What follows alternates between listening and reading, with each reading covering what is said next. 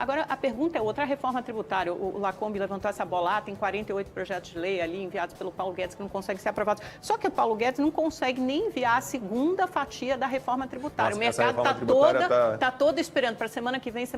Essa discussão não está interditada e não foi interditada pela própria equipe econômica quando ela sugere a criação de um novo imposto, algo que dificilmente passa pelo Congresso? Amanda, eu sou obrigado a concordar que o ministro Paulo Guedes erra ao insistir na recriação da CPMF. Mesmo que isso nos livre de alguns outros impostos e desonere as folhas de pagamento, por exemplo? Então, o problema, Lacombe, é o seguinte, vamos tentar pensar com a cabeça do eleitor, que é o que interessa para o Congresso. Nós estamos num ano eleitoral. Esse aqui é o Qual deputado vai carimbar a criação da CPMF? Né? Ele vai olhar com a cabeça do eleitor. O eleitor fala o seguinte, vou pagar um novo imposto que desonera a folha de pagamentos. O que é esse termo desoneração de folha de pagamentos? Primeiro que não é algo que todos os brasileiros entendem. Né? Eu tenho um emprego. O que isso muda na minha vida? Nada, muda na vida do empresário.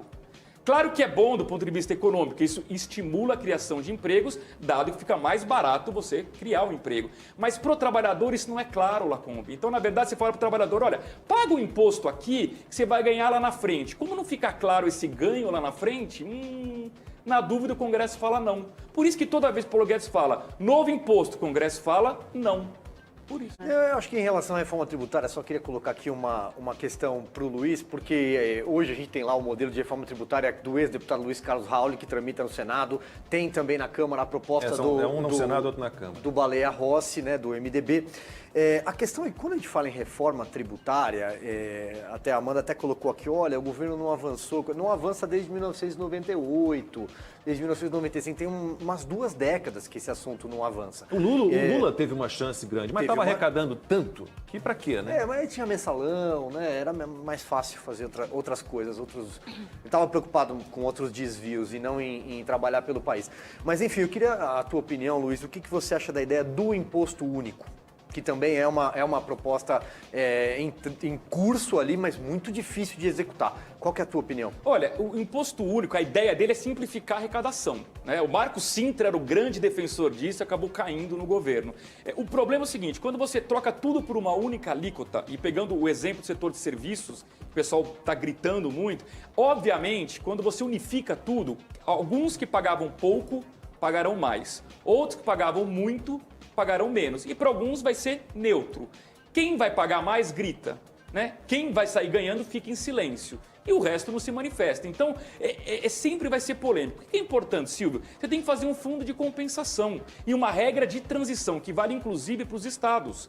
Quando a gente fala para jogar para dentro da reforma tributária o ICMS, que é o principal imposto estadual, se você não fizer uma regra de transição, imediatamente alguns estados perdem... Origem e destino, né? Isso, e outros ganham. Aqueles que cobram na origem, aqueles que cobram no destino, né? Exatamente. Então, um estado como São Paulo, naturalmente, perde num primeiro momento. Se não tiver uma compensação, o estado de São Paulo não vai gostar da iniciativa. Então, qual é a solução? Fazer uma regra de transição longa, que pode durar 5 anos, 10 anos, mas o importante é, aprova a reforma, faz a regra de transição para que o horizonte do investidor estrangeiro, quando ele olha para o Brasil, seja, daqui 10 anos, o Brasil vai ter um sistema tributário minimamente decente, que é o que a gente precisa.